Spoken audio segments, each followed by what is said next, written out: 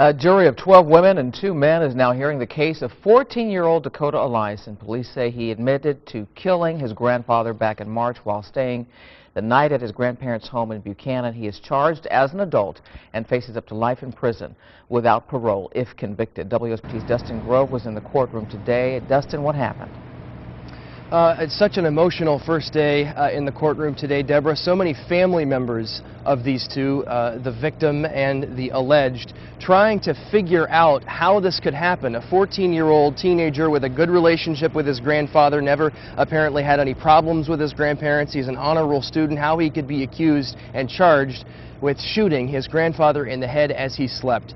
Today, Berrien County Prosecutor Art Cotter laid out the case against Eliason, telling jurors the evidence will show that about midnight on March 7th, Dakota went to his grandparents' coat rack in the back of the house, grabbed his grandfather's handgun, then returned to the bedroom where he was staying, and for 2 to 3 hours thought about life and death, contemplated homicide and suicide, then about how to kill his sleeping grandpa downstairs in the living room.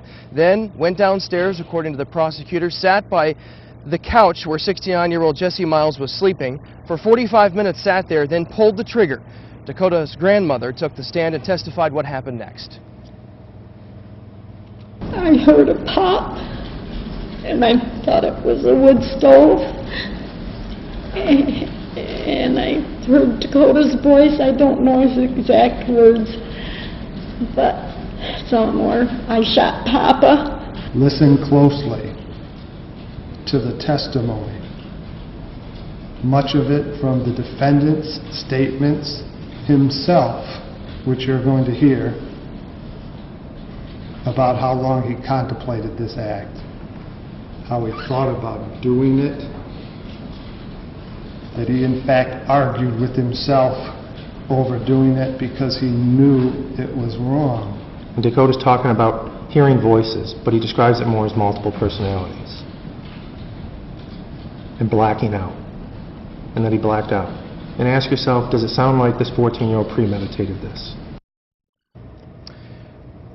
That last man you heard from was Dakota Eliason's defense lawyer, who cautioned the jurors in his opening statement to keep an open mind and listen to all of the evidence. He said usually with first-degree murder, with premeditation, you answer the question why this would happen. You have to have a motive that shows premeditation. Instead, he described his client as a 14-year-old boy who just suffered a lot of loss in his life, a cousin who died, his dog that he had for years who just died, a good friend who just committed suicide, not as an excuse for what happened, his lawyer said, but as a deeper, a bigger picture into what was going on inside the mind of a troubled teenager.